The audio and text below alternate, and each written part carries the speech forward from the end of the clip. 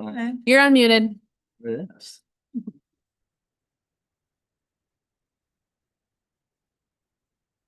Should be right about now. All right.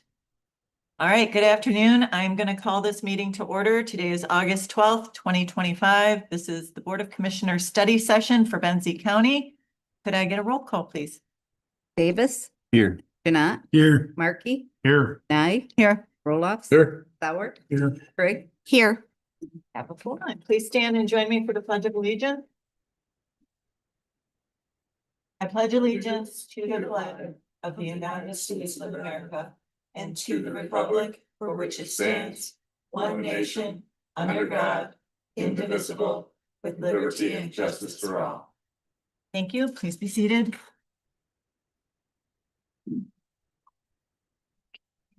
We have an agenda before us. Are there any changes, or could I get a motion to approve? Motion to approve as presented. Davis will second. Okay, we have a motion and support. All in favor, say aye. Aye. Opposed? Motion carries. We have minutes to consider from July 8th. Trigger will move to approve the minutes from July 8th. Janelle support. We have a motion and support. Is there any further discussion? Hearing none, all in favor, say aye. Opposed? That motion carries as well. Brings us to our first public comment. Is there anyone who would like to speak? Yes, I would. Sure. At this morning's meeting, Bob corrected me about the public input, whether it could be for items on the agenda or not. I stand corrected. Bob was right.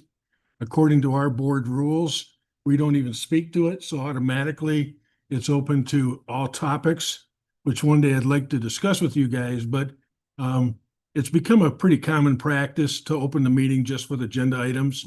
But Bob, I apologize for No problem. being so aggressive to say to you. I appreciate it. Very good. Anyone else? I will close public comment. And that brings us for our topics for continued discussion. Before we get to that, there was no HR update or anything like that today, right? Okay. All right. Topics for continued discussion. We are going to have a discussion regarding MDHHS space changes.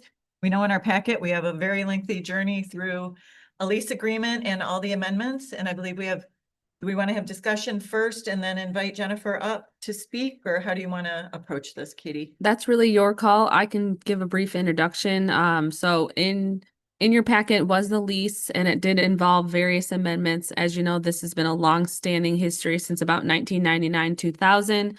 I did send a letter off to you last night from the DTMB, signed by a couple of representatives down there. And also included in your packet is a proposed scale drawing of the space down there. So we have talked about it on and off now for a little bit of time about that lease and any possible changes, renews, extensions or not to that agreement. And so where we're at today is Jennifer is here to kind of talk about the space and what they envision as a change to that space, and to open the dialogue with the County Board of Commissioners on whether or not we're extending the use of that space or not by the state of Michigan DHHS. The DTMB, as you saw in the letter, is willing to essentially renegotiate the lease, open the lease versus just extend the terms as they are now. I know there's been some heartburn over the years about how the lease seems pretty one-sided, and that Benzie County potentially has not been given the proper rent amount in the sense of what it was worth versus what was being paid. So I think there's just a lot to go on with this discussion as to what we're going to do moving forward. So with that, I'll invite Jennifer up to be part of this conversation. She's here to answer any questions that you may have related to the lease and the operations down there, the size down there and that sort of thing. Or if you have point blank questions regarding the lease itself, we did invite the DTMB. There's nobody here. I don't know if anyone's online. Probably not. So just so know, what we discussed today really are the wishes of the local level, but then it has to go through that higher level before anything would be secure, no matter how we move in whatever direction. Okay, welcome. Could you please introduce yourself for the public listening, and I'll just let you have the floor for a few minutes, then we'll go into discussion. I'm Jennifer Savage. I'm the director for the local county office of Benzie, Manistee, and Mason counties. So we do have local offices in each of those counties. I do oversee the operations of all three of them. To kind of give you a little backdrop, I've been with the state since 1999. I thought it was kind of ironic that this lease, I was nowhere near here when that lease was created. So been with the state for 26 years, worked my way up from being a payments worker into child welfare, supervision, and then ultimately was given an opportunity to be director. We do, I could probably go on for hours and hours and hours about everything that we do, and I'm not going to.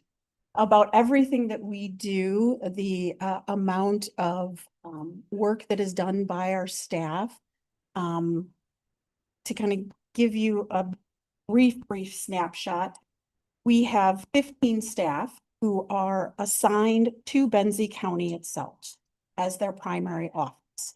We have 7 of our tri-county staff who are tri-county operators. So we cycle through, myself being one of them. I technically have placed my position in Manistee County because it's central to my 3 counties.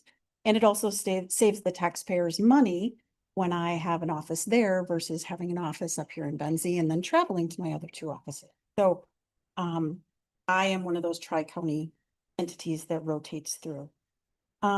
We service here in Benzie County in a unique way. The state of Michigan has gone to what we call a universal caseload when it comes to Medicaid, food assistance programs, cash assistance programs, emergency services programs.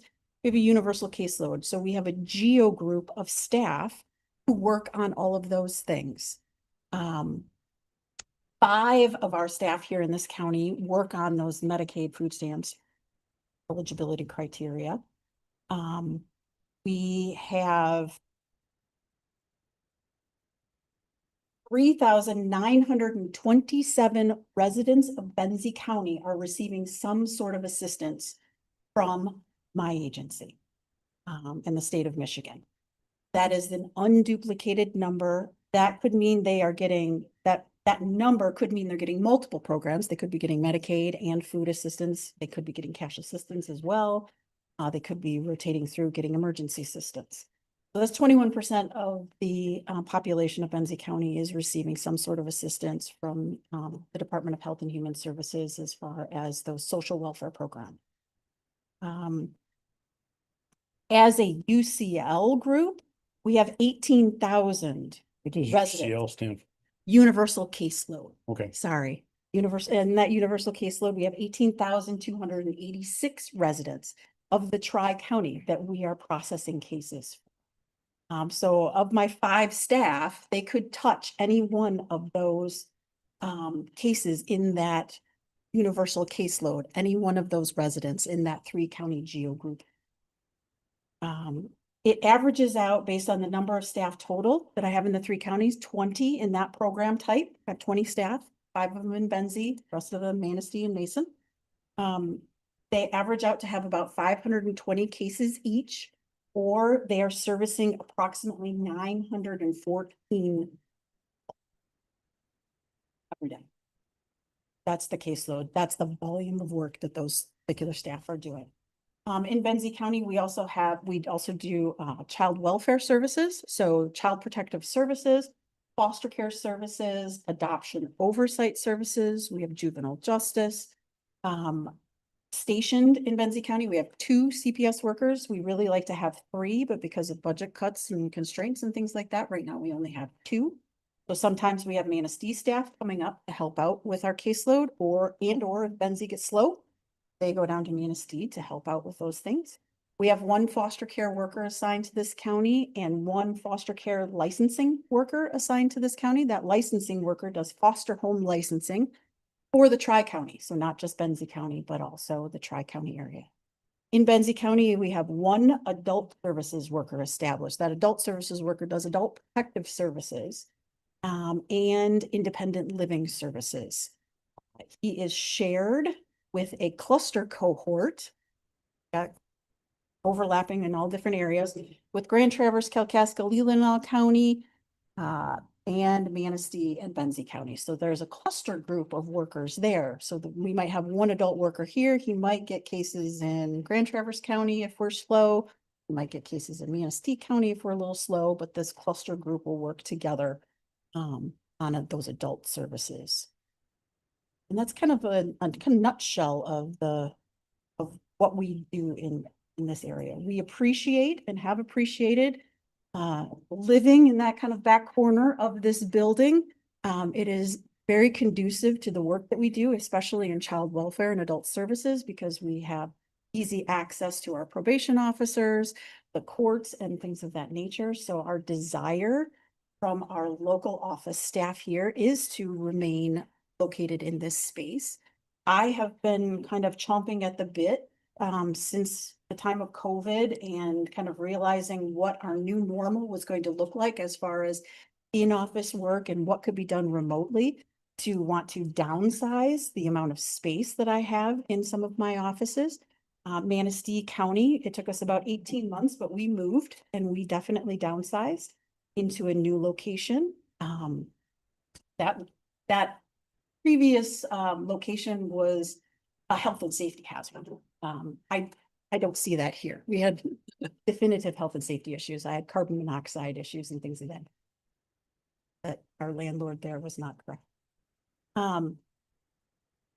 But we downsized and we're functioning very, very well. That's something that I would like to do here. We already kind of started that process, not knowing whether or not you as the Board of Commissioners wanted to continue the lease going forward. So we've already started to empty out some space and move some things around. Kind of be able to show you what space that we are currently leasing that we would want to give back, and then the future changes that we would like to make in the space that we have now that will bring us all into one small little package and still meet all of the needs that we have. Let's give that back to you. And under a new lease agreement that does have fair market rate and does meet those requirements of the board and administrator. That's a snapshot of kind of why I'm here. You should have received, I'm pretty sure, this one, I'll send another one around. I did highlight a couple of areas on this particular copy. Does anyone have any questions about the floor plan that you've received?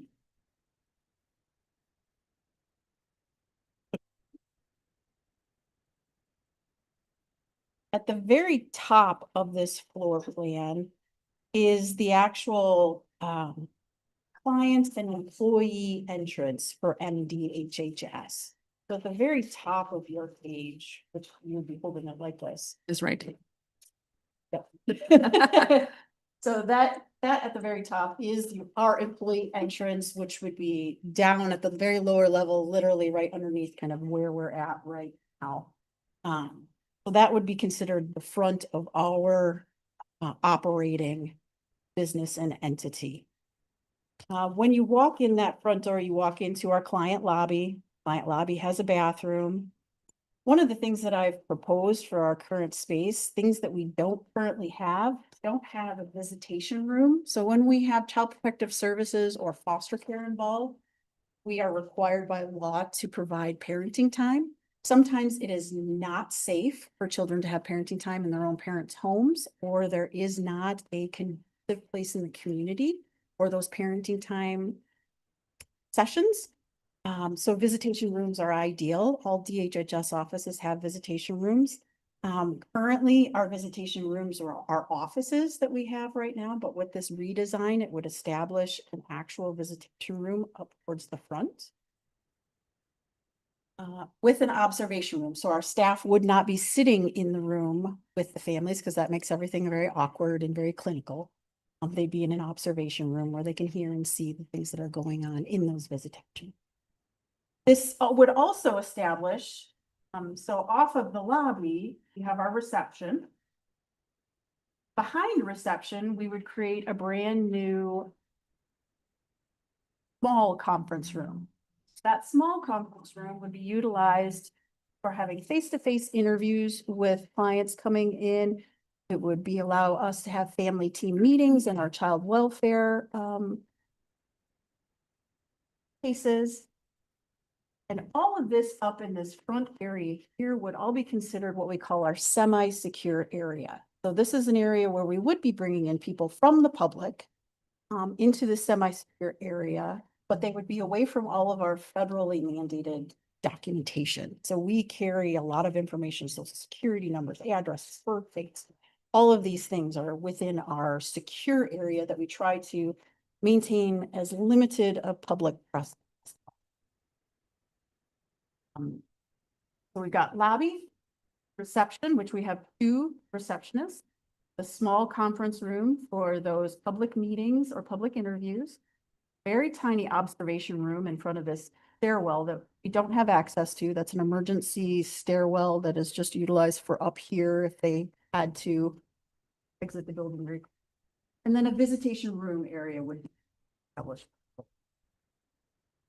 A new hallway in this area and a new wall right there would be the entrance to the new secure area.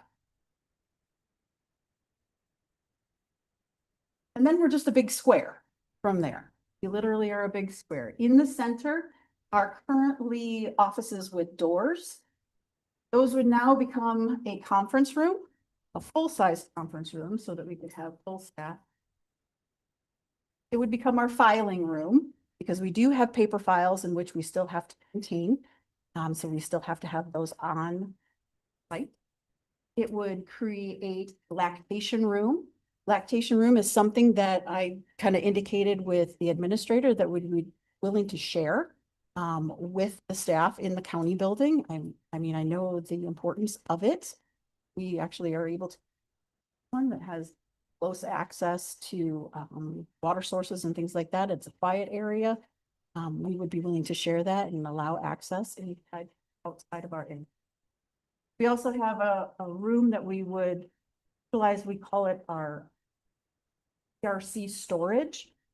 So we maintain a huge pantry of items that our staff can give out to clients that are coming in.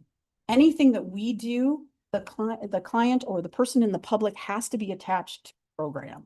So this is not just stuff that we hand out necessarily to anyone. They actually have to be receiving Medicaid assistance, cash assistance, or be a part of a child welfare or adult program in order to receive items from our pantry. But we have a backpack program that we heavily fund and do backpacks with all the supplies in it. We have personal items. So families or adults who are out there on limited incomes don't always have the funds to be able to purchase things like a laundry detergent, shampoo, soap, things of that nature. They can utilize our pantry to be able to gain those things, to utilize their funds towards their food or facilities. So that is a storage area for that. We'd utilize one of these offices as a teaming room. This bottom corner one would be a teaming room because our managers would go into cubicles without doors. So if a manager wants to have a one-on-one conversation with their staff member, they're going to have to take them into the teaming room because our model now that we utilize through DTMB is the only person with a door is the director. The rest of the staff all are in cubicle system. These other 2 offices in the center would become kind of storage areas. We have our mailing room supplies. A lot of our supplies from our registration or our clerical area would come into this because our clerical area would be getting so much smaller. And then our kind of grab and go office with our copy machine would also go into one of these other offices. The grab and go area is more for child services. We have to store our car seats that we utilize when we have to transport children. We have our drug kits and things like that for when drug testing our clientele. Pamphlets and resources and all of those things are kind of in a grab and go. Around the perimeter, we would have our spaces for our staff. Right now, we have cubicle areas up and down both sides. We do not have along the edge. But with this reconfiguration, we would still at least be able to seat everyone who is assigned to Benzie County office as an actual Benzie County employee. So if we ever do receive a mandate where 100% of our staff have to be back into the office 100% of the time, we would have the ability to seat them in a space. Manistee, I do not have. Have space for about 10 of 20 employees who are stationed. The yellow area that's highlighted on here is what we consider our teledata and filing room area. That is an area that we would give back to the county. I'm already ready to give that back to the county. We've emptied that out almost 100%. We still have some filing cabinets that are being scheduled to pick up. That teledata equipment has to be moved. That is an expense that you would be incurring. I've already received quotes on what that's going to cost. That would not be something that would be a requirement of the county to do for us, because that would be a move that we are making. It's a pretty penny. I've already told DTMB that I will do the work for that kind of money, and it wouldn't cost them that much. So the pink area is currently our break room. This is another area where I've discussed with Katie the fact that we would be willing to obviously share this space. We don't have staff utilizing it all the time. Occasionally we'll have a group that gets together because we have a lot of people in there that want to go in there and sit. But in general, that is an easy space that can be shared. We are sharing one of the break rooms in our Manistee office right now with another entity that we share the building with. So that is something that's not outside of the realm of things that we do. And so again, that would be like a partial, probably in the lease, since it would be a shared space, we'd be paying for a partial in that space. When you talk about erecting walls and changing the configuration, who's going to be responsible for paying for that? Majority of it is going to be us. What might happen is what I've seen in some of the other offices. I can't speak 100% for DTMB. And again, I apologize that I was not able to get somebody to physically be here for something like that. It comes down to the lease agreements and how they're built to do those things. My understanding is DHHS would be footing the bill even with DTMB. So DHHS facilities would spending the majority of the money. We may reach out to the county to say, do you have contractors who you would go through? In Mason County, we are doing a refresh where the Mason County itself, because we're in a county building there, Mason County is paying to have the flooring put in and the wallpaper all removed and painted. But as soon as that is all done and completed, the state is then going to reimburse them for everything. So that's a part of that particular lease agreement that I can speak. So Jennifer, part of your staff still works remote. Is that correct? Correct. When I talk about the payment staff and why it was so important for me to kind of bring that forward to you, when you're thinking about having a caseload of 915 people in a tri-county area, they are not working face-to-face with these 900 and some odd people on a daily basis. They are data entry. So the reality is a lot of the work that they do is all data entry. We have a certain amount who are doing the face-to-face work in all of our offices, and we have them every single day reporting to the office to be able to do the face-to-face work. So let me ask you, do you keep any data on how many people actually walk into the office on a weekly or monthly basis? I don't do the specifics, but because I'm in the office as often as I am, I can see that. Our child welfare staff are in there every week and almost every day because they're rotating through, they're getting a vehicle, they're sitting down, they're typing up their reports, they're moving on to the next home visit that they are doing. I'm referencing the public coming in to talk Oh, to you. Actually, yes, we have been documenting the amount of lobby traffic that we are having. Right. What is I that? do not have that data with me today, but I can provide it because we have been providing it to central office because with this universal caseload that we are doing, the entire state of Michigan will be up with this universal caseload model in February of 2026. So we anticipate seeing statewide changes to this model. So should you not have agency over that space anymore, where would people receiving your services have to go if they needed to walk through a door and talk to somebody? DTMB would have to find a new location for me. DTMB would have to put out the request for proposals, RFPs, on a new leased space. They don't build spaces anymore. They lease them out. So they would be looking for a new landlord with a new location that meets all of the DTMB current requirements. right now, we live under the requirements that were under the lease agreement that we had previously, whatever those current requirements are. They'd be doing the same thing that we just did in Manistee, looking for a new location to live. Monopolize questions. Someone open the floor. Anybody want to You interject? brought Randy? up a good one was the fact that a lot of them are working from home. So basically, how many people working in downstairs currently 5 days a week? So of the payment staff, 4 of them are working remote. 1 is always in the office every single day. The clerical staff are also there every single day. So those 3 are there every single day. The child welfare staff, we have 2 CPS workers and then the 2 foster care licensing. So those 4 are cycling through nearly every single day.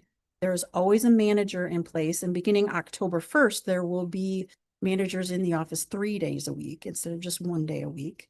We have a rotation right now where we're 1 day a week, each of us. But But when we you three- say cycling through, it's about 1 or 2 people a day are in the office space? When you say there's I'd say 4, 5. but some cycle through. I would say 5 at any given time are in the office all the time. How many square feet? I don't remember. I can't remember. But during in the here. course of the week, you could have, at one time, you could have as many as 10 or 11. Okay. And forgive me, we didn't speak about, are the bathrooms open to the lower level on this drawing? Oh, the bathrooms, the one in the lobby is just for clients that there is 1 bathroom stall in the lobby. And Wow. then there are 2 bathrooms that are in our secure area that is just our employee bathroom. So it wouldn't necessarily be accessible unless we opened it up to allow for the So lactate. you have a men's and a women's, you have a men and a women's bathroom that are exclusive to your staff? Correct. And you have male staff? Yes. Okay. Actually, we have quite a few male staff. The other thing that I wanted to bring up too is I think we skipped over this DHS conference room that we call 122 that we currently you're don't, I did, we I'm don't have sorry. access to. Is that to maintain that as well? I'm sorry, I apologize. I failed to highlight that. That would also be going back. So the conference room That- right next to the yellow Yep. squares. That conference room would also go back because we'd be creating a conference room inside of our secure area. The other thing about this conference room that's unique is that wall that separates the 2 conference room is that accordion wall. So Well, really, it's one. or- What's that? It's a huff core door. Okay. It's like It's a what they quick- had yeah, in schools. it's Push yeah, it. you gotta push and pull. So it's actually a wall that could be opened. So I can't read the numbers. Is it, if I'm holding the diagram this way, is it to the right or left of the yellow? To the right. The right, this bigger spot. Yep. Okay, good enough. Yes, that would go back to the count. And for the visitation room, you have like, I used to be a family support worker for Child and Family Services. Do you have, or do your caseworkers do the visitations? Caseworkers and some of our private agency providers. So Okay, some of our foster care cases are managed by private agency workers. They would have access to it. If it's a Benzie County family that lies that space, we would allow them. That's why it's a semi-secure as well. Allow them to kind of go in there and Okay. out. so with the visitation room, there would be more traffic. Okay, So right now we're utilizing a conference room. Reducing. We're parading families down your hallways, to have those visits for those family team meetings versus keeping them.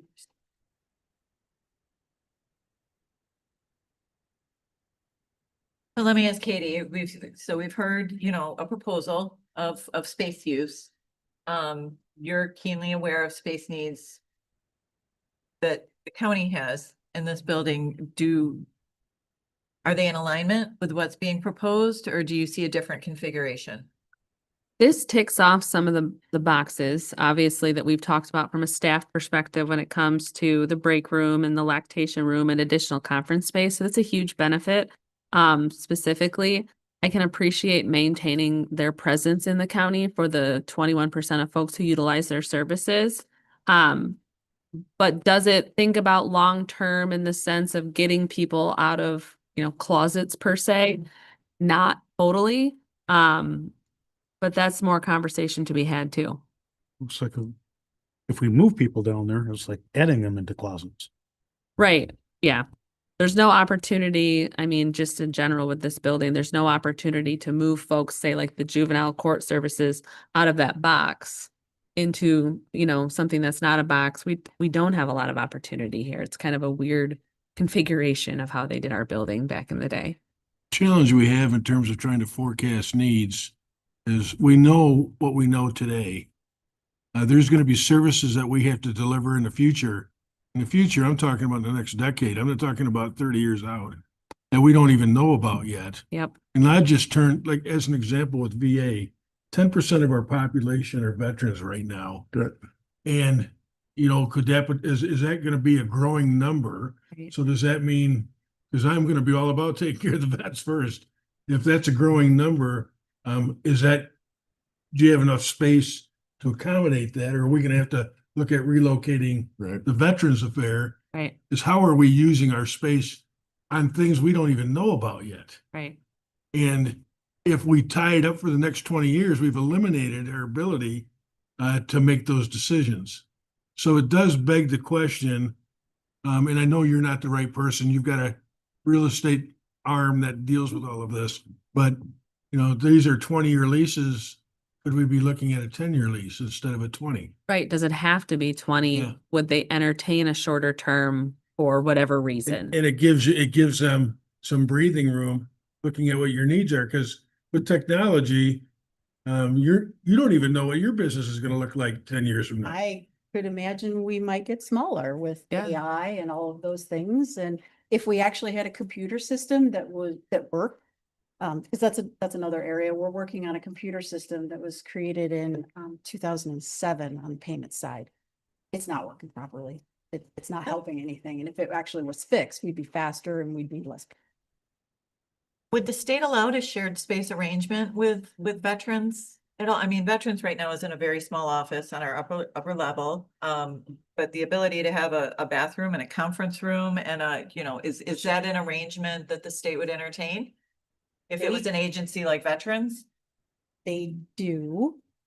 My understanding, please don't quote me necessarily on it. I know I'm in a public forum. It's being recorded. But my understanding is that the cost would be so outrageous to the Veterans Administration that it doesn't make any sense for them to rent that space. It's because of our security needs.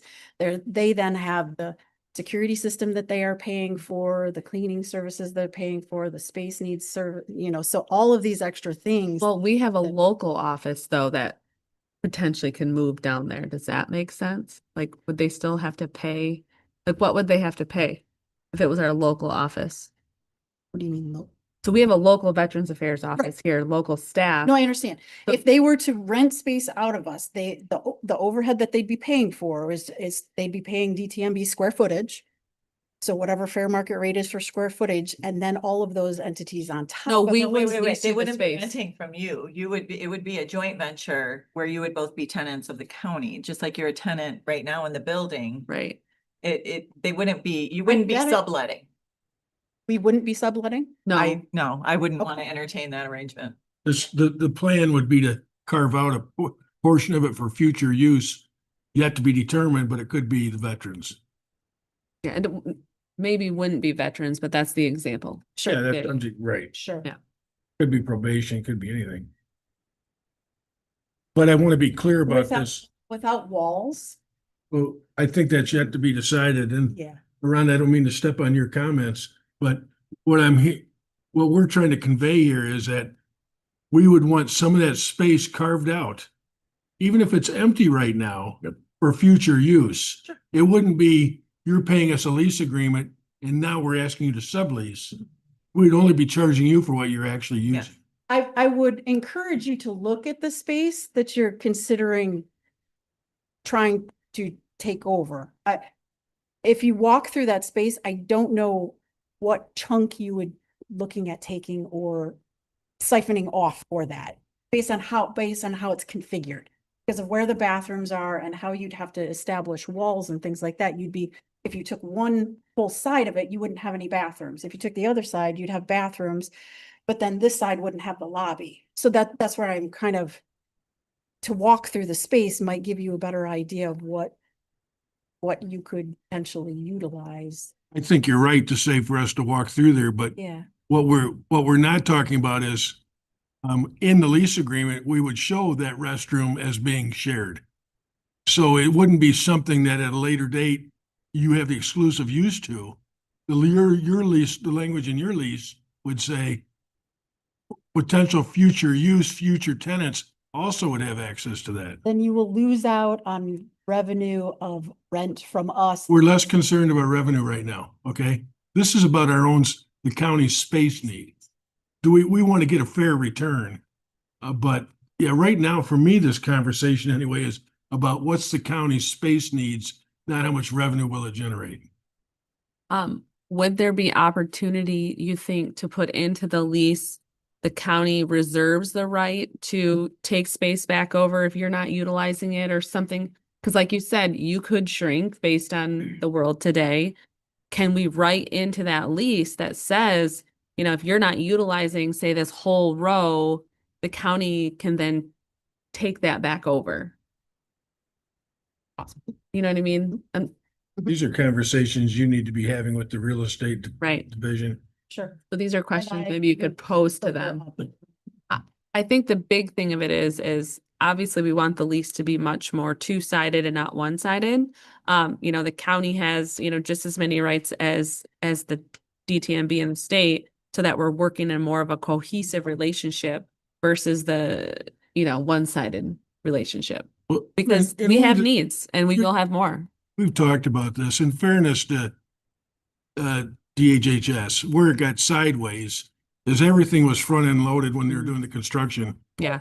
And they were paying a big premium with the anticipation that we're going to recover that when at the later part of the lease.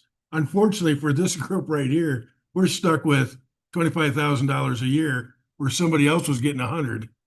You know, Well, and so we do the cost allocation planning every year to establish administrative fees and things like that. So I've started including the DHS space within that plan. And according to that plan, they should be paying us at least $58,156 a year for the use of the space, just for the indirect service we provide to maintain the space. that doesn't include fair market value. Correct. That's just, you know, what the county does to support the space indirectly. But in our decision, do we agree that the priority is what is the county's needs? And then, okay, if we can afford to give some of it up, what are the revenue opportunities? Right, To me, it has to be done in that order. right. Is there a reason the conference rooms in that area couldn't be repurposed for more space options? Because the conference room right next to ours looks like a storage room right now. Well, the idea, it's, I'm it's- just curious. It does, it's got a bunch Right. of storage and boxes and. the space needs though, it's not just about conference or, you know, storage space needs, because we're trying to digitize too, Right, just as right. much as the next guy, but it's about the employees themselves and the space that they're in. You know, the juvenile courts are in a closet and they don't see the light of day because there's not one window. This idea of putting actual people offices in the middle of the building where they're locked in this closet does not make sense for anybody's mental health or anything. So the idea is to try to move, you know, when we're looking at the services we're providing, we're putting those staff in appropriate places that support their well-being and their mental health and save those inner office, you know, boxes for the storage. Looking at your current proposed configuration. Mhm. It looks like you have workspace for what, 17 employees? And one for you, I'm assuming, Yeah. and you're there a third of the time? Right now I come one day a week, but a lot of times it's twice a week. So I rotate through because I have 3 offices, so I can't be in just Benson County every single day of the week. So I kind of rotate through. Usually 2 days a week I work from home because I can actually get more done from home because I have less people interrupting and kind of passing through. Oh, well, the configurations, the way it's set up, and I can appreciate the unsecured area versus the secured area, Mhm. right? I mean, Mhm. you have, you know, clients coming in that you need to take care of, but you also need to have your employees have private workspace. I get that. But in corporate America, at least back when I was still working in it, One of the trends is finding a landing space, not necessarily a dedicated desk for each employee, but saying, okay, these 3 desks are for X, Y, and Z type employees. Mhm. We'll provide you, land if you want to plug in your laptop. If not, you got Wi-Fi. You got, access to the printers that are over at Docking stations Yeah. is what we call them. Mhm. But that's what I have in Manistee. Yes, this configuration actually does better than what we did in Manistee. I do not have space. So it is plausible that this could be even smaller. Plausible. But the idea is to plan for if and when the state mandates everybody back to the office. That's kind of. We already have the idea. mandates in October that increase it to 3 days a week for certain entities. Yeah. And then we have 4 of the 5 gubernatorial candidates want on our employees back 100% of the time. Obviously, it's not going to happen in those spaces where we have downsized because you just don't have space for it, and we're not going to expand because I don't think that's fiscally responsible. But yeah, Given the uncertainty of some of these things, why are we negotiating this now? well, the lease is due in 2029. Right. If the Board of Commissioners does not wish to entertain leasing, doing a new lease after 2029, I need to have DTMB pivot and find a new space for me. Mhm. So Takes a lot. it takes a really long time. We were stuck in a month-to-month lease in Manistee for 18 months because it took so long for that particular landlord to get everything built because of how things changed and pivoted and everything like that. I think what would With be costs. really helpful, I mean, the DTMB rents the space for other entities, right, that serves the statewide, so they know what they're paying in other places. It would be very helpful for them to let us know what they would be willing to pay to renew the lease. I don't think we've received any numbers like that of projected rent. I mean, to renew the lease early, which is, I assume, what we're talking about. Not No? necessarily early. No. I mean, personally, I would think you would want to do a new lease earlier so that you are receiving more money. That's more Right, a but fair we market can't even rate. consider that until we know what's being offered. So what would it That would- take to get that? that would be Based on your opening- configuration, it seems like a piece of the puzzle that hasn't been presented, which is very important.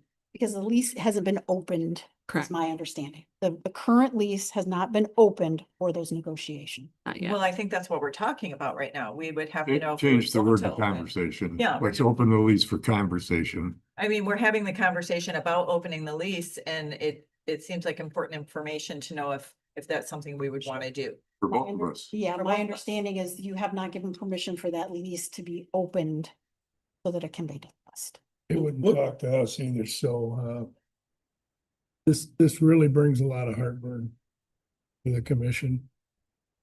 Tried to negotiate once before. I was gonna try not to say anything, but I can't help it. And And that was above it. That was above you. it's not you, John. No, I know that, Please, Gary. it's I just- know that, Gary. It's just those folks wouldn't come up here and talk. I mean, you got a phone. I think that alone would have helped. I think they're more willing to talk now in their defense because I said, well, then get out.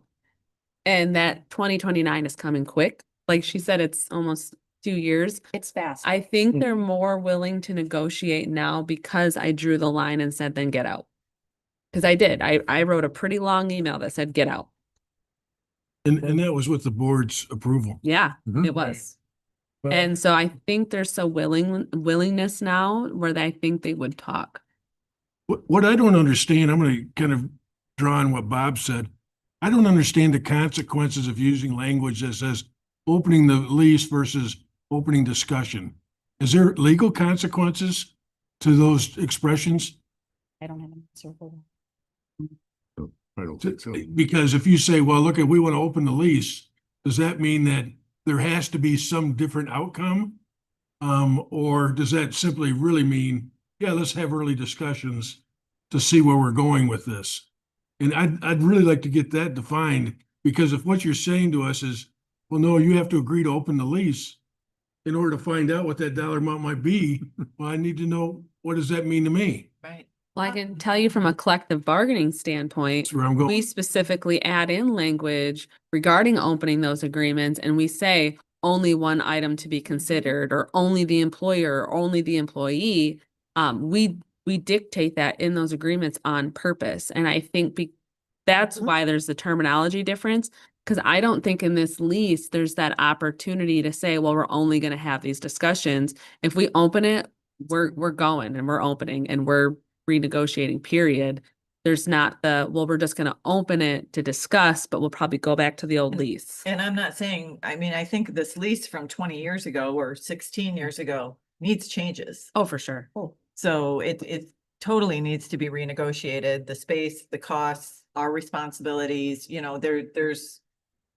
Again, it needs to reflect something that works for both parties. And right now it doesn't. And should we not have this discussion or move forward? I mean, I firmly believe that leaving it the way it is until 2029, it's not going to be acceptable.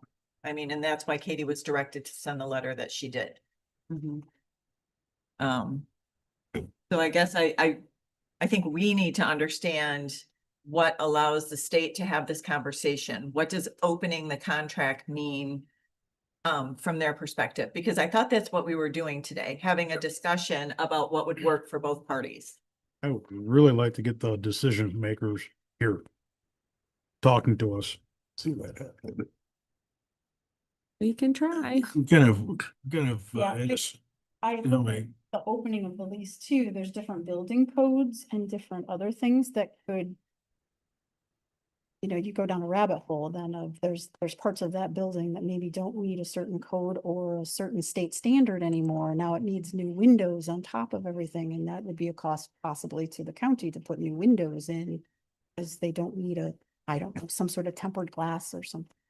or 88 requirement. Well, and that's the other thing to You be know, careful so with. those are the types of things that opening this, it does. Absolutely. There's a benefit and there's a downside. So we would want to have that defined. And we could even, I'm just gonna guess, but we could probably have a legal document define it for us to our favor. But I gotta go back to what I commented on early on. I think the first decision we need to make is, do we see that we need that space or not? Because if we need the space, this, Yep, you know, in 2029, you're gonna have to find a new spot. Oh. And that's what you guys want to know, is are we in or out? And if we're in, under what conditions? I get that. How are we gonna know what we're gonna need for 5 years? Gary, get your crystal ball. Okay, all right. Well, I can tell you that you're gonna need more space. We learned that already, We did that, what, 10 years ago, Bob? not even that long ago. Gary, you We did it had since that. I've been here. We did a space needs. Yep. And that now, part of that was pretty aggressive. Yeah. Yeah. Well, and you guys did a space needs survey, but did you actually look at the projections of the future of the county in a strategic way? Or was it just, here's what we offer, does the space meet these offerings? Did you do an actual facilities master planning, strategic planning, or did you do a space needs? Because those are 100% different things. I didn't work with the architect that was involved, so I can't say. And I know it costs money, but a lot of counties are doing facilities master planning and this long-term planning of their county operations because of these situations like this. Do they need the space? If they need the space, they have to tell tenants to move or what have you. A lot of folks are doing this right now. There was just a listserv, I don't know, maybe a month ago of the county administrators because many of the counties are doing this same sort of strategic planning for the counties right now. But I'll just tell you one position that we created that was an absolute, probably IT. Mhm, And Tim has told us from the beginning, you probably need 3, mhm. not just one. I think I'm representing that fairly. So Definitely. there's just one example right there of 5 years ago, we didn't know that. We probably knew it, but weren't accepting it.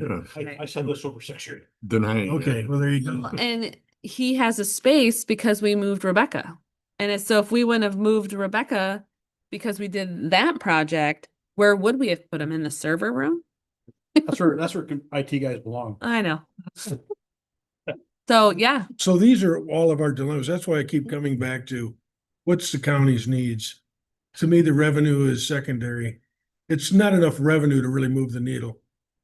You know, even if we were getting $100,000 a year, heck, I'm 250,000 short funding central dispatch. So so what is the direction for myself and Jennifer? At this point? Definition? What does open lease mean, right? if you're going to explore it, that definitely has to be defined. So we need to ask them, can we discuss a potential extension without opening the lease to other terms? An obligation or, Yeah, Yeah. like, can we have these conversations, but not necessarily open this document until we've had some of these conversations and get a direction? and I'd like to have our general counsel tell us that they agree. Yeah, I don't know how you open a contract. I mean, Yeah, this contract's intact till 2029 unless we agree on terms that are different. that are different and sign it. And discussion has to happen to do that. Right. You can't just open a lease and say none of this is enough. It's all in effect until 2029, until a new bottom line is changed with agreement on both sides. So I don't understand this idea that we can't talk about this and toss some terms around and the space needs you want and what we want. That's what's gonna have to happen is a sharing of ideas and this is acceptable, but this isn't. And the contract stays intact until a bottom line is reached. There's nothing that says that you're not there until 2029. Until we all agree. So I don't know how you have that conversation. And jeopardize what's in place now. Mhm. Christie, you're being very quiet. Do you have any thoughts on this? It's tough, you know, yeah, I don't have a crystal ball either, and I think I understand what we're talking about. We need to know, right, what we're gonna need as far as building goes. And I mean, yeah, we can entertain conversations, but do we want to keep them or don't we? You know what I mean? I mean, do we absolutely have to have the space? I don't know. Eventually, I think we will. Yeah. It's just When? when and how much do we need at a time? But I also think about the people that they serve, right? So the people that they serve, you know, it's a one-stop shop. They can, you know, the people that they need to meet with, other people that they need to meet with are here at this building. I can appreciate that as well. I understand where she's coming from. We have some privacy concerns. It does have to be a secure area. I understand that. You know, and you're talking about opening it up and even, you know, sharing some of the lactation, but again, some of these county folks are going to be inside your secure area. And I don't, I want that to work, but then is that going to jeopardize something? I don't know. You know, are we going to have a security problem there then too? I don't know. I mean, on your end. Right, yeah, we have paperwork and limited access type of things that we can do with our security systems. Allow certain things there, they wouldn't be able to disarm our alarm necessarily, but it would allow them access during certain times of the day. We would have to have paperwork that they sign indicating that they realize that federally protected information is in this area, that they're not gonna try and steal it. Hold them accountable if they do steal it, that type of, but I think all of those are manageable. I mean, we do that with Kyle. Kyle walks in and out because we have those agreements set up. Yeah. I think if I were making the sole decision, I would be asking you to go back to the powers to be and say they're willing to have a discussion, but they want it to be a non-binding discussion. And I don't care what language they think they want to use. This is going to sound really rude, but they're not in charge. All right. And we're going to dictate the terms of this. We're willing to have the discussion. We want to do it under non-binding agreement, whatever it takes to put that language together. In the meantime, we'll look at what our own needs are. And, you know, we got the whole next year to deal with this as it goes to 29 anyway. And let's just say that we can't reach an agreement at the end of 26, you still got 2 years. Remember, it took me 18 months of month leasing because we couldn't get a new space in But time. it's still 2 years. I'm telling you, if I was your folks and I had this much question about my existing space, I'd be down the road talking to Benzonia Township Yeah. about that space. You could I'd buy find an that. investor to buy that for you. They won't buy it. They won't buy it. I know that, but you could find it. We do this all the time, federal and state levels. They find investors, they buy them, they lease them back from them. Oh, Art, let's buy it and lease it to her. I'd be there. We can do, I'll do that. Right. Somebody else buy it. I need a landlord. That's it. Why- I need a landlord. I'll tell you what, I'll sign an agreement with you tomorrow. I'll buy the property for you, and all I want is a 10% return. You don't want to see our specs. I wouldn't care because you'd be paying for it. No, you would be. Well, it'd be built into the lease. It wouldn't matter.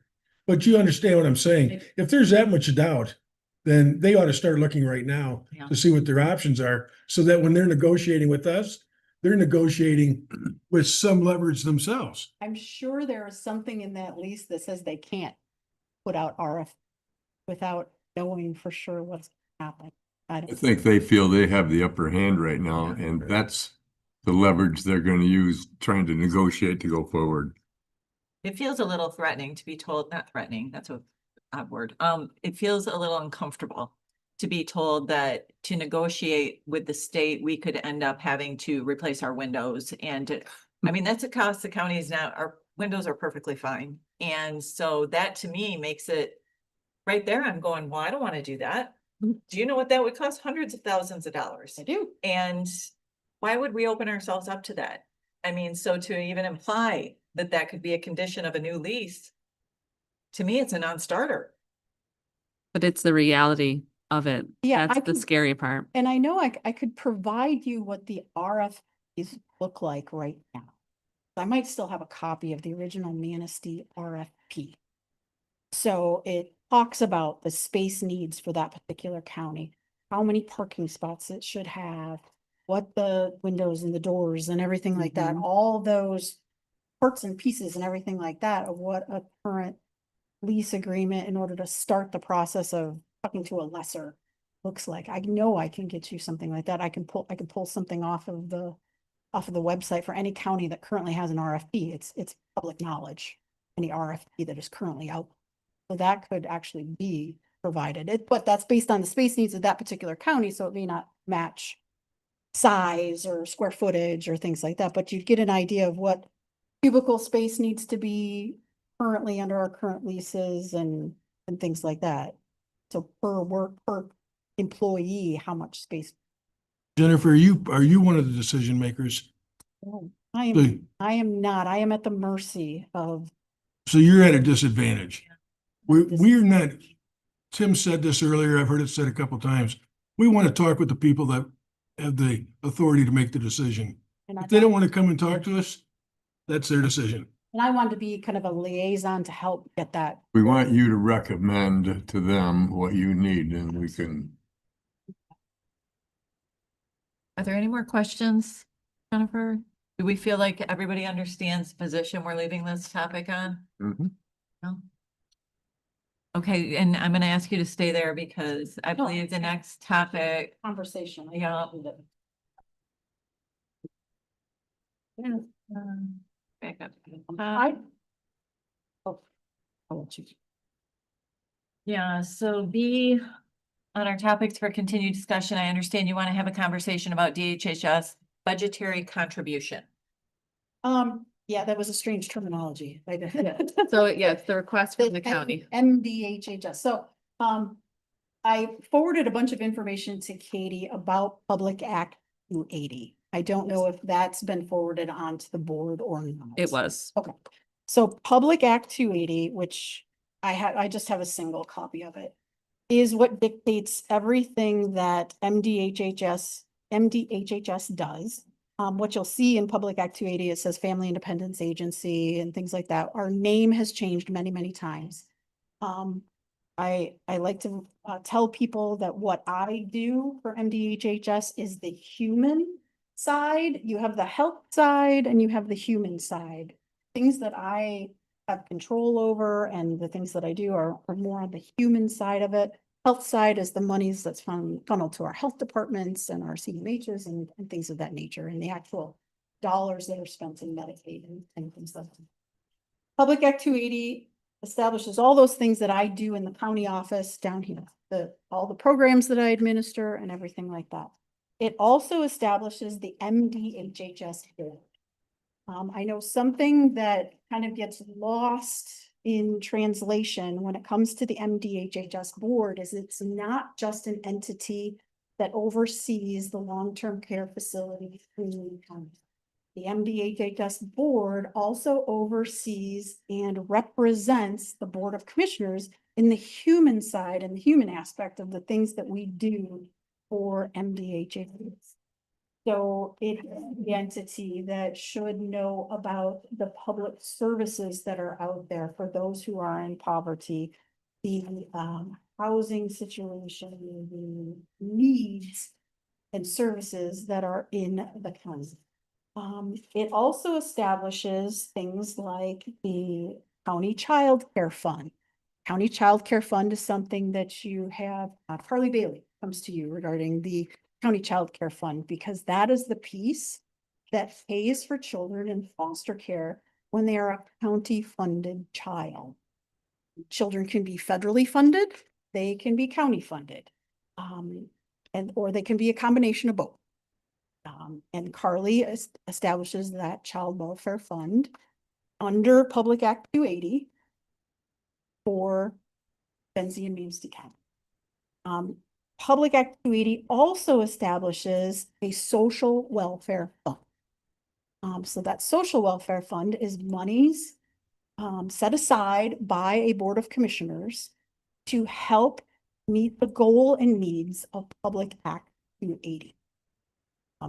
So counties like Mason County receive $15,000 a year in their social welfare fund. But the MDHHS board receives $15,000 in order to help meet the needs of the public under Public Act.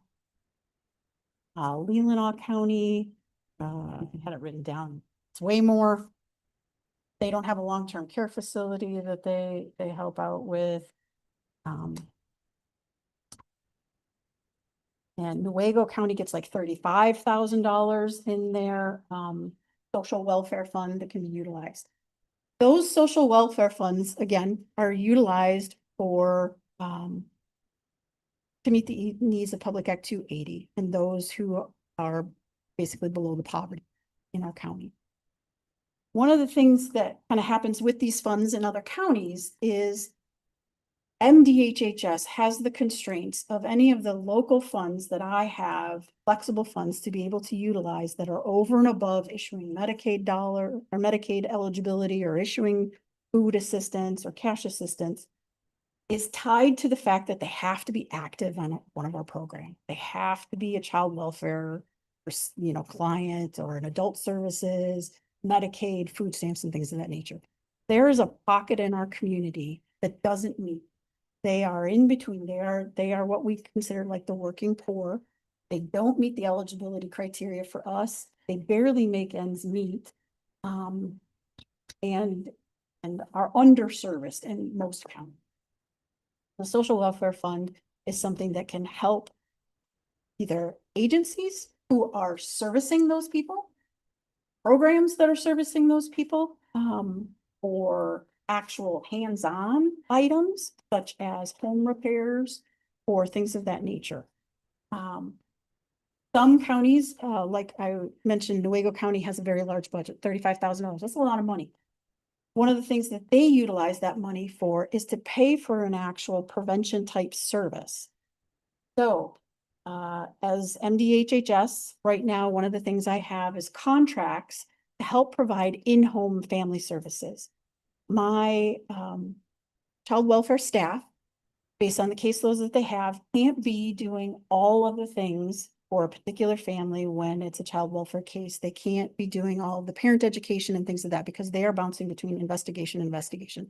They have 30 days in order to determine whether or not abuse or neglect has happened. And they don't necessarily have the ability to do ongoing services with that family that probably could really utilize ongoing services to help prevent them from coming back in as a child welfare referral for abuse or neglect, or help a family to transition into reunification. So a child's been in foster care and they need to reunify with, pay contract providers to help us with those in-home services to get that point where they can have their children return home. Social welfare funds can be utilized to help supplement those things and grow those programs. We currently have a local office contract, just to give you perspective, a local office contract with an entity called Wellspring Lutheran. They come in and do in-home family services. That contract is shared, not just Benzie County, it's shared. I have it with Benzie and Manistee. Because we're such small counties, to get somebody to provide a service in our area it takes a lot because they have to hire people and these things. And if you don't have the population to be fully funding it all the time, it's hard to maintain staffing. So we have shared contracts. Other contracts that I have are shared with Grand Traverse and Leelanau. A lot of times that means that I'm fighting for a spot to get my family in that program because I'm sharing this contract with these other counties. Because their staff in these contracts can only service so many families. Contracts don't dictate, well, we're going to take 5 of Benzie, we're going to take 4 of Grand Traverse, we're going to take. It's first come, first serve in those areas. A lot of times we have a wait list or things of that nature. Those social welfare funds from a county could be utilized to help supplement programs like that to help reunify and or prevent abuse and neglect, where it could be earmarked that that money only goes to Benzie County. Another. So it's kind of like I wanted to come forward to the board to kind of help you understand that there is 2 parts to the MDHHS board. I am not, some people maybe don't know my role in the MDHHS board. I am merely the secretary of that board. I have no voting capacity of any kind in that board. It is the chair and the board members who have full say on how those funds, if directed to the MDHHS board, are divided up and utilized in the county to serve those needs of public access. So really, it's just an education piece that I wanted today to kind of talk about that, to kind of ask the Board of Commissioners for in the future, even if you were not to establish a social welfare fund and provide it to the MDHHS board as public act indicate. If you were to actually establish the social welfare fund so that community area agencies knew what was allocated every year, that they could come to the Board of Commissioners and potentially ask for, I think it would be a huge step. That's a lot of information all at once, and I chopped it up as much as possible. I do have a question. Sure. You mentioned several times the MDHHS board for Benzie. Yes. Who sits on that? You consider them the Maples board. It's the Maple. That is the MDHHS board. So Gaylor Jowett, Scott Harrison, and it was Dr. Don Schaffer who is resigning. You'll be done the end of August. Mhm. Is it prudent for us to have a board of commissioner on that board then if it's more than just the Maples? Gary went for a He's while. the- It is on for a while, but Yeah. there's never been a board. Sounds like it's more than just the Maples though. It is, it's DHHS board. But I don't think we're allowed to have a commissioner on that board. No, it's Citizen at large. No. Yeah, there's a Isn't liaison. it Citizen at large, I think that so. board? No Mhm. citizen at large. No? It's not a citizen at large? You've got one governor appointee Mhm. Correct. and then, 2 county appointees. okay, Yes, I call them we citizens at call them large. citizens It's- at large. Yeah. A question for you though, because I think what we're referring to is that $3,000 Yes. from last year. Yes. And you cited the programs that those monies could be used for. But the money went to the Human Services Collaborative. That doesn't provide programming at all. It does, because that money can be utilized. So other things that the monies are used for, most a lot of the DHHS offices, like Grand Traverse County, will go to the board and say, could I please have X number of dollars for a campership for this family? We don't have money set aside for camperships. This is a low income family. The family needs a break and respite because of the kids. Would you? Sorry, pay for what's- this Sorry, campership? what's a campership? For a child to go to camp for summer. Oh, Absolutely. Pulled So, truck. absolutely, sorry. So the. Camper and a ship. Right. So technically, anybody from the community could come to the MDHHS board and say, they create an actual form for an application for the money and say, this is what I would like to utilize that money for. It is utilized as a respite means. It's utilized as almost like a daycare means. So all of those things actually do fall under Public Act 280. I understand what And you're Human saying. Services Collaborative Board does do those things as well. They do provide camperships. They do provide some direct services too, but they also provide a huge benefit to the county. And you would consider it an administrative thing, but it's such an important part of bringing people together so that we're not duplicating efforts, that you don't have this group of people over here saying, well, we're really passionate about the opioid crisis and C, but then you have this other group over here, well, we're really important about this other thing here, but they're the same thing and they're wallowing kind of separately and Human Services Collaborative brings them together so that they are bringing their efforts together. She does provide that oversight on those new entities coming in to be able to create their programs and get them up and running.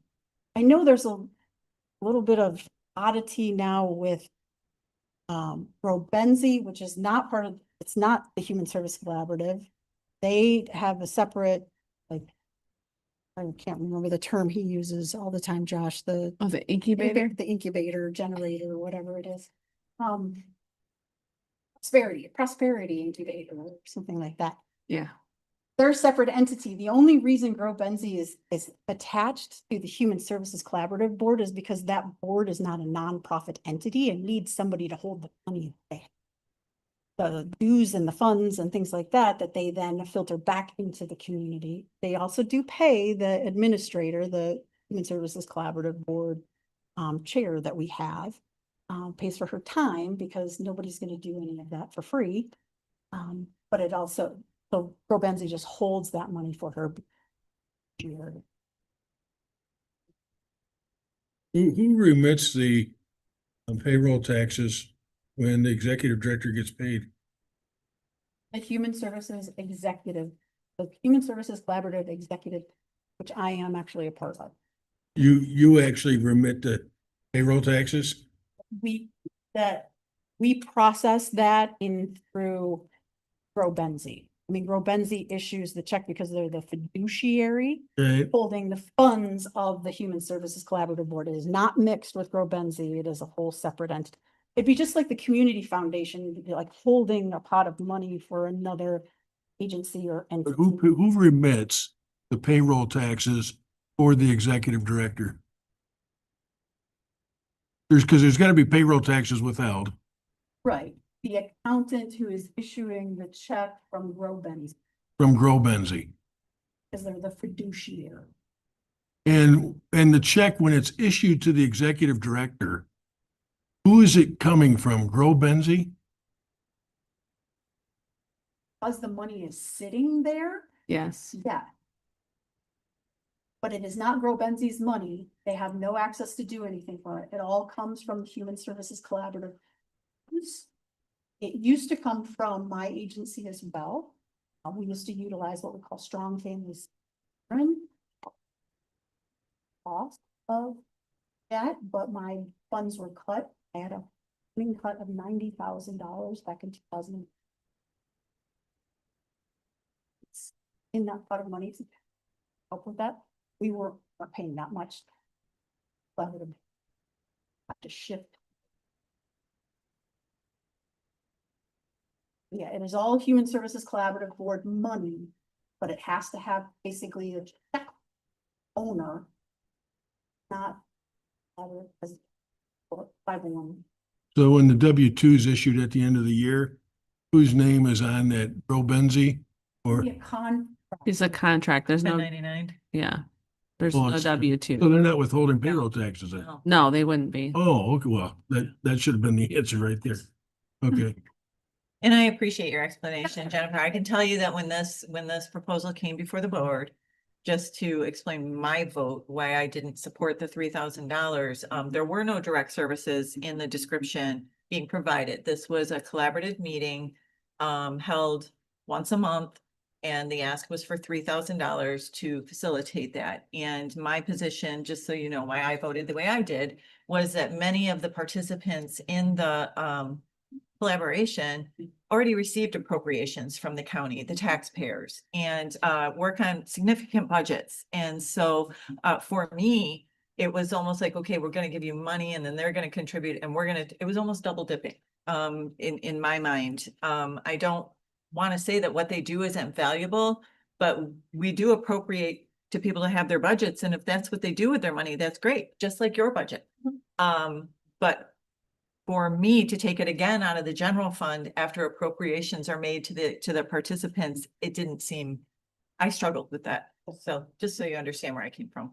I don't know if anybody else wants to speak to it. And there are people who thought differently about that and that's weird.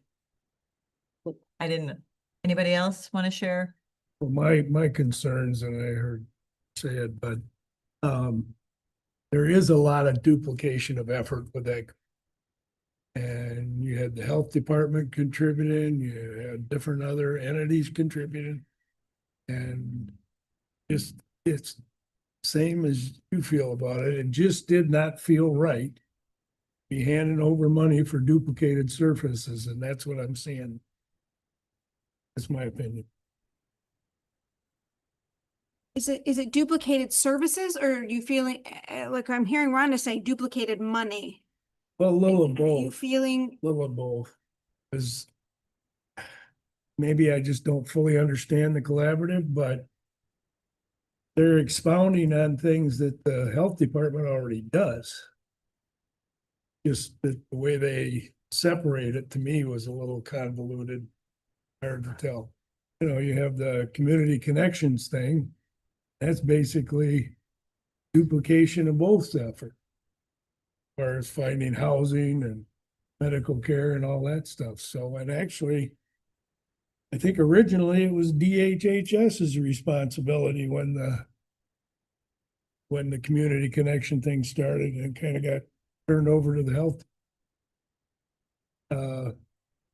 Typical government, things grow. So that's where I come from. And to Jennifer's point, one of the things we do forget about is when the Maples Board is in session, they're dealing with DHHS activity, of which part of it's Maples. Mhm. The decision for the Maples Board or DHHS Board to give $3,000 to the collaborative was when they're wearing their DHHS hat, supposedly not Maples, although it's hard for us to distinguish the difference. Who gave them the idea even to go to Human Services Collaborative and offer the money? I did share in her Human Services Collaborative meeting in general about the issuance of the $3,000 in the Human Service Fund that was available for anybody. Captain, So even though you don't make the decisions, you helped influence it. I let people know that it's there because it was money that is earmarked specifically for that social welfare aspect. And the other gap in the communication is that all we heard was it was going to the collaborative. For all we knew, it was just to make payroll. Nobody ever said, by the way, this is specifically how this money is going to be used, which may have even changed the way we looked at it. Because we give to programs and services, we don't give for administrative purposes. That's something that I would ask that the MDHS, so it's a learning curve even with my board members even to help them understand their role on the DHHS side of when issuing these funds as well, asking that entity to come back and report back on, this is exactly how your $3,000 was spent. Absolutely. I am in complete agreement with In fact, we do that with the opioid dollars. We had, well, you were sitting in the audience. Yeah. So that was a kind of a disconnect for us. I can tell you that my decision to vote in favor of it when it finally came back around was out of respect for the board members. I think you got a very talented group there, We do. and I decided not to question their reasoning, even though I felt like we had different or better information than they had. If that was their decision and the money was already allocated, I wasn't going to roadblock it. This time coming through, I'd be asking for a better explanation as to how the money is going to be used, or an accountability after the fact, one or the other. Any other comments? I appreciate you taking the time. I mean, I've learned things I didn't know. You were kind of put in a difficult position as far as the lease negotiations. So I mean, if they want to have unbinding discussions regarding how to move forward, I believe the board's expressed that they're open to that. That's the best way to leave it. Mhm. So I appreciate your time so much. Absolutely. I do have one other ask. I would like to establish at least a once a year where I do come and present on the very specifics of what we are doing. Are there anything specific, while I have your attention, is there anything specific questions that you have that of information you would want to have in that presentation that I can try and prepare for ahead of time? You know, Me? anything. It would be, how you're benefiting Benzie County, because like the number of clients you guys serve. You don't have to get down to the details, obviously, but there's a very high level, you know, this is the number of people walking through our door. This is the number of families we've helped. In June of this year, we issued $246,000 and $437 of food assistance that went into the grocery stores. So in July, are you gonna do the same thing to the same people? It could be a different set of people. That's, It could be. Yep. Absolutely. Mhm. Because they come on the rolls and they come off the rolls. Yep. Absolutely. But in June. So yes, I can do But more the of number of that. families that are being helped kind of thing. It's good information Yep. for the public to have. It's like, oh, these are the people that are working for us. Jennifer, if I could put on my chairman hat, we have been working this year with the different agencies about doing just that, coming in once or twice a year to give us an update on what's going on. So I can tell you as a chair, I'd more invite that, and then would encourage you to work with the administrator on when's the timing of it and what kind of information, because, we're gonna put a timeline on it though. yeah, 15 minutes. We do. I know. Actually, you're doing a good job, but Yes, very good. it's, I know, like personally, I do low income housing rentals. And you probably know this, you guys have supplied deposits, you know, for getting those people into housing too. So no, I'm not doubting that you are doing a good job, and I think you're hitting the right group of people. But to Tim's point, nobody knows it.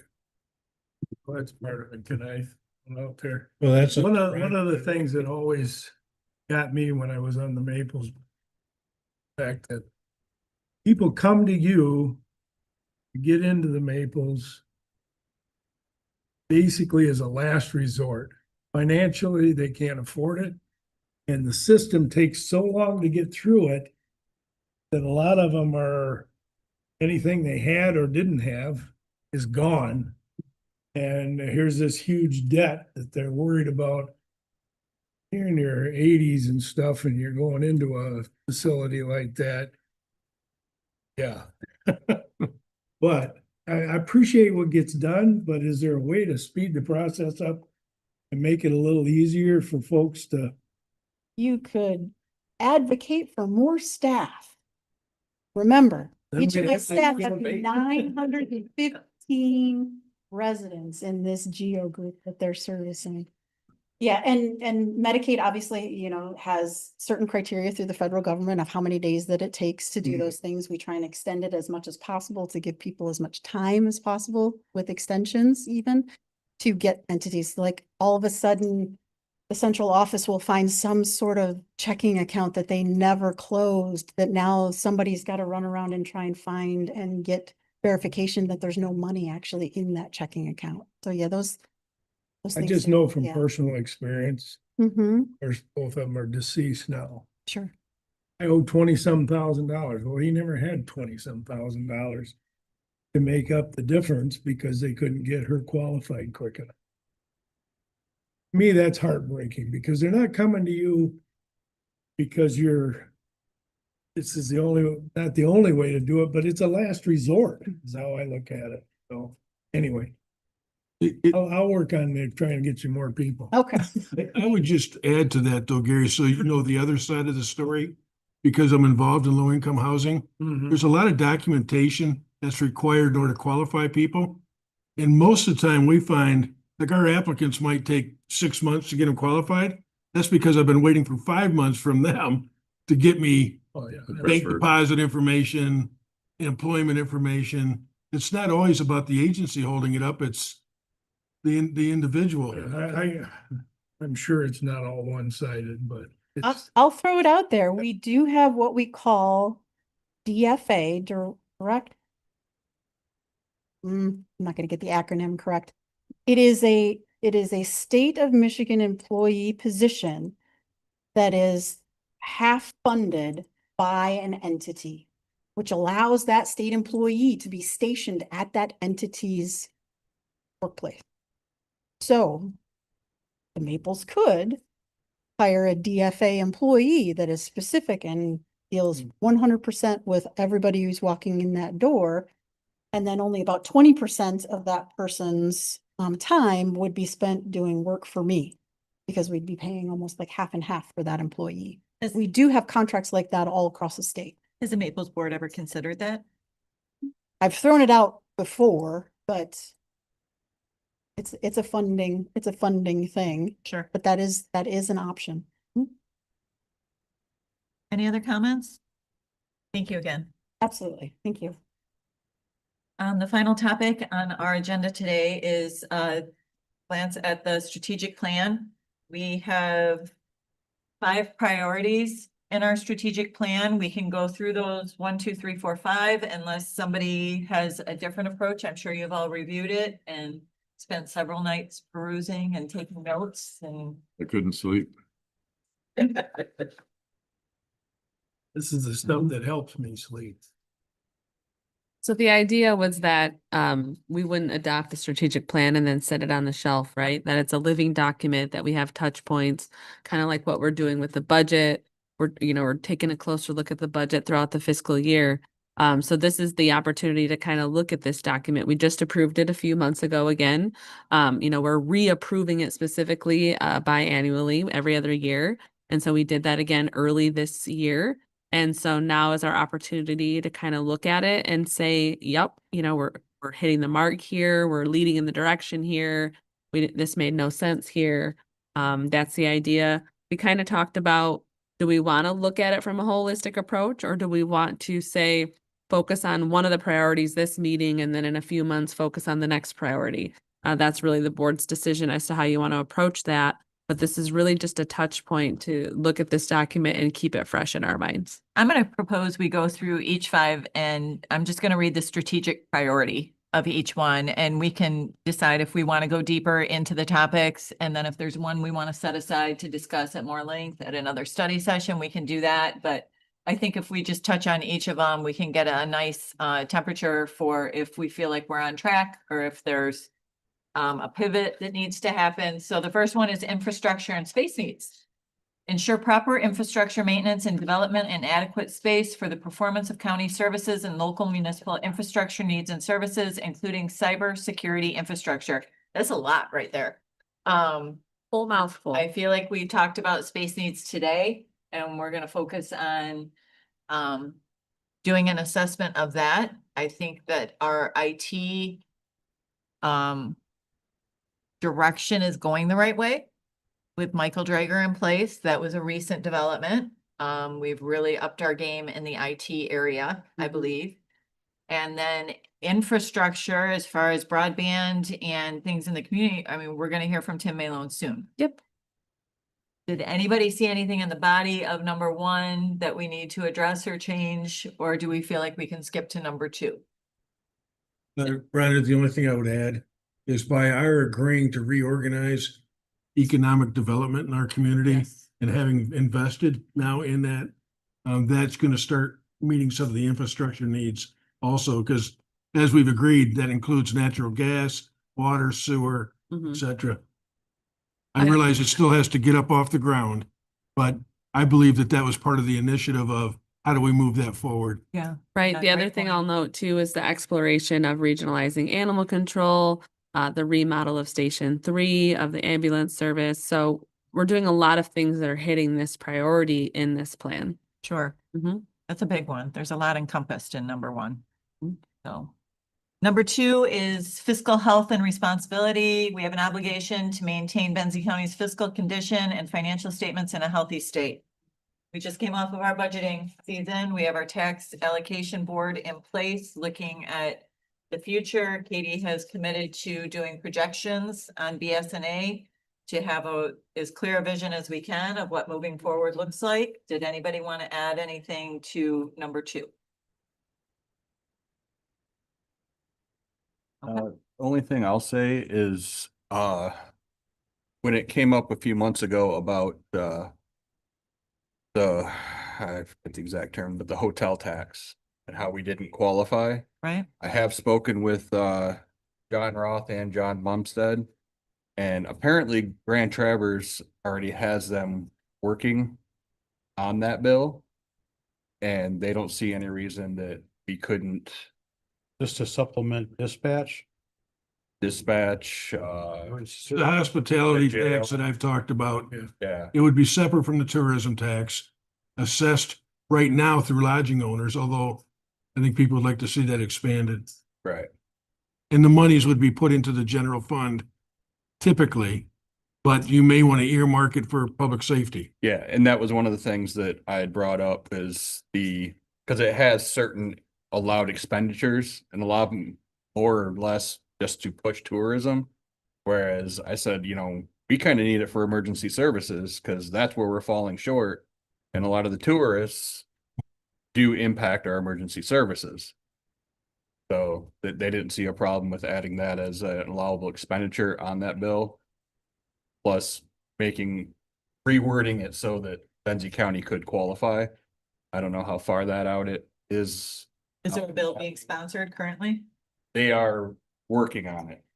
They have not written the bill. It would be an amendment to the current one. Know which Roth or Bumstead or Oh, Roth is working on it. Currently, your community has to be of a certain size in order to impose a hospitality tax. Right, I would say we want to get behind anything that enhances our revenue right. that doesn't do it on the backs of taxpayers. Well, county taxpayers. So what you're saying is they're working on a bill to benefit Grand Traverse, and if Benzie County wants to be part of that conversation, we need to be having those conversations with Grand Traverse as well as them to incorporate Benzie to be eligible for those dollars. Not necessarily with Grand Traverse, no, just they want, because they already do qualify, they want to be able to raise the rate.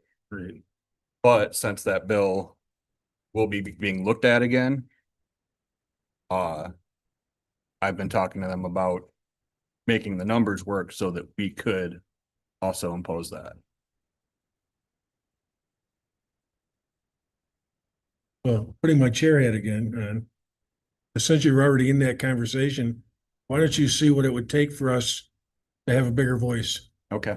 Who's our MAC financial representative? Me. That's you? Yeah. All right. Oh, I brought this up, but that's how I found out. That's, yes, I'm on the Okay. finance and general governance. Number three is enhance county services. We will evaluate current services and consider other services to be provided to the community, including partnering with private agencies to provide services. Several of the things under this heading are in the works, material management, animal control services expansion. Those talks are happening. Encourage and facilitate internal communication and coordination between departments. Katie, I think you head up, weekly meetings between the different departments within the county, Bi-weekly. bi-weekly. There wasn't anything in here that stood out to me as being woefully neglected. So anybody else have any thoughts on this one? At our June 24th meeting, we directed administration to explore having a county executive luncheon Mhm. periodically. Sure. Now, I realize that, it's just been out there, but, so that was another initiative you may want to have on that. Like a fall retreat. Yeah, because that would give us an opportunity to hear from Rod and the counter leadership to get input. Christie? Would, you were talking about marijuana money and utilizing that for more community thing. Would that fall under this in enhanced county services? See what Grand Traverse did? Not. They want to make it into a grant program with theirs Yeah, I provided you their policy You in did? that last meeting. Yeah. in the news. I think it could run across a couple of these. I mean, it's fiscal health. I do think that we need to run with that idea a little bit, explore it a little more. We do have a model to look at that Katie provided from Grand Traverse County. I don't think that there's a lot of opposition to exploring this, right? And the chair has shared with me that he's open to letting an ad hoc committee be formed to have conversations about this. So maybe at our next meeting, at the end of the month or the beginning of next month, we can talk about this more. Formalizing some sort of program. Rhonda, that may fit better under number 5. Okay, Take a look at Okay. that. sure. Oh, Oh, yeah. Economic and community, were we okay to leave the last one? Yeah. Jumping around here. Hold on. What'd you do? I don't know. We Public skipped space. public and spaces and public land. Provide safe and accessible public spaces where people may recreate, socialize, or enjoy being alone in nature. I think we have the Parks and Rec survey going around. We're updating the master plan. We have beautiful public spaces, We're working on a parks and public land use ordinance. right? Mhm. I tell you, the big gap for me in this, and I don't know when we can accommodate it, but you hear me say all the time, if someone doesn't wake up every morning thinking about something that doesn't get done, I know we have a limited number of public land, okay, and parks, but there's less and less opportunity for volunteers. Someday, that's gonna have to be paid professional in that role. And I don't know if it's next year or 10 years down the road, but I don't know how we can avoid it. Not if we're looking at tourism as being number 1 or 2 of our economy. Is that something that the tax allocation board is taking into consideration as a future need? Yep. So part of those conversations, because part of the story is, the need. But then the other part of the story is if there is excess funds, what is the county to do with those things? What is the need for those services? And it is parks and recreation and public lands. That is a big conversation about that. We fully understand that we are driven by tourism because of the natural beauty of our parks and public land. And we have 0 people to manage them. And volunteers are far and few in between anymore. So that is part of the conversation, including Point Betsy. That's part of the conversation as a public, draw into the community. So yes, that's part of the story that they're talking about when they're telling the community what are the needs, what is the future, and that is part of it. I recently was asked why we don't have a parks person, and I mean, the simplest answer I could come up with is that we hadn't had a recommendation or a proposal or a model with a sustainable financial backing that 4 commissioners could vote yes on. to this point. Yeah, I mean, mean- they Parks and Recreation had worked with Networks Northwest to put together some sort of feasibility study. That was right after I got here. I remember Ed Hookter presenting that to this board. And I think that feasibility study said we needed like 300,000 or something for a director and a department. State that did that. Or Michigan State, okay. And they needed all this money. And so, yeah, I mean, there's been the feasibility. There's been a lot of discussions about it. Even the EDC went down the road of this joint venture of EDC and Parks and Recreation. But at the end of the story is there's just not money to do it. That's really the biggest hurdle of it all. We see the need. We're seeing the need more and more. We understand that there's a need. We really just don't have the money to do it. Yeah, and I think that's touched on in our next. I think there's one there that needs to be talked about. Go ahead, Art. I mean, the other roadblock for us is we have like 4 parks. Mhm. The Yeah. county doesn't have a lot of parks, so how do you justify having somebody manage that? Well, that's why the proposal is so important, because when I did serve on Parks and Rec as a member or liaison, whatever I was then, when I first started, it wasn't just county properties we were talking about, it was townships as well. And so how do you create that collaboration and Mhm. get away from a siloed situation Right. and have it work for everybody? Right.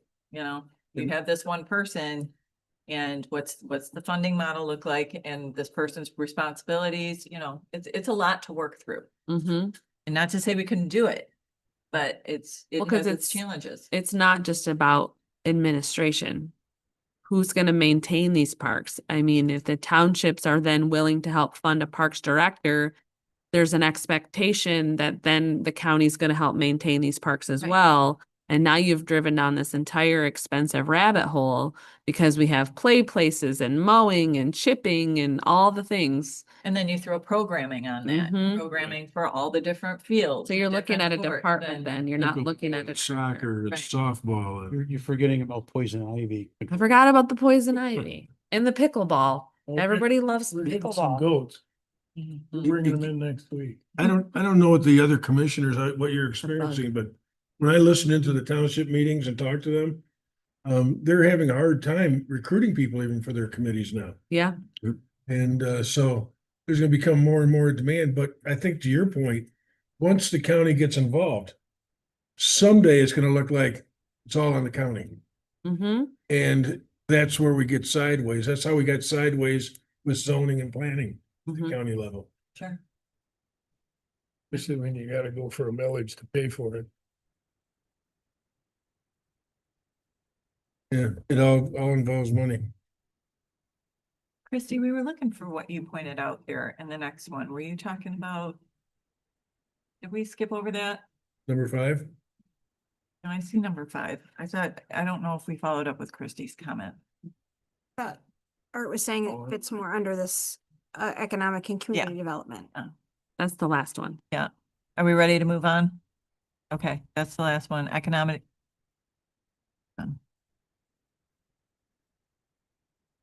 Okay, economic and community development activities. In a global economy where people can work from anywhere, people are choosing to live here because of the natural characteristics of our region. Period.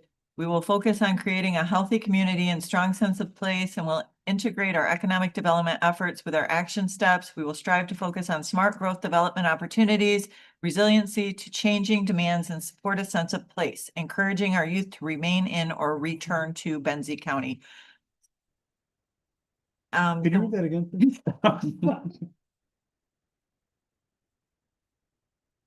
The one thing that stood out to me, like a sore thumb, was a bullet point 1, 2, 3, 4 under action. The county will increase staff capacity, including adding a community development coordinator position as the budget allows us to achieve its goals. With the new EDC initiative, do you feel like it took the place of that deliverable? Certainly for the next 5 years. Mhm. I do too. So I think that needs to be adjusted to reflect that significant strides have been made with the EDC and that new arrangement. You want me to propose a draft change then to this document? I think we need one, because that isn't the direction we're headed anymore. I don't think, unless that's still on the radar of other commissioners. We need to let the EDC get organized and see what they can actually produce. And as we've said repeatedly, that could be 3 to 5 years before we actually see some real results. I mean, we could just reflect what we've done. The county will participate in a partnership with the Chamber of Commerce to facilitate community expansion and economic growth, something like that, in place of, We just added to her job description. Then we've completed our task. True, just do it. Needs to be updated anyways. what about the county will provide focused support and assistance to industrial parks? I think that took a back seat, if not completely removed based on the conversations with the consultant we hired. Yeah, I think if something happens, it's gonna be out of the private sector now. Right. So I mean, Do you think this section needs some work? I think that needs a little tweaking, just based on the direction we're headed now. Mm-hmm.